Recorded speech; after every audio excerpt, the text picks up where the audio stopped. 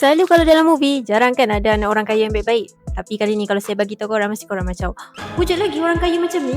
Kalau saya sebut je nama Datuk Sri Vida, mesti semua kenal. Siapa je tak kenal tu tak? Putih, barulah putih dulu tu. Lepas tu dengan anak-anak dia, Cik B dan Kacap. Ramai orang ingat bila jadi anak orang kaya ni, semua benda akan jadi mudah. Lepas tu akan jadi manja. Tapi di SB dia buktikan bahawa tanggapan tu tak betul. Dia memang manjakan anak-anak dia, tapi adab dengan hormat ni masih menjadi perkara nombor 1 dalam keluarga mereka. Sebab tu ramai orang puji cara Cik B dengan si Kacap ni bawa diri di halayak ramai dan cara mereka melayani orang-orang di sekeliling. Bukan tu je, Cik B dengan Kacap ni dah biasa dah dengan bisnes, supaya orang faham bahawa duit ni dia bukan datang bergolek.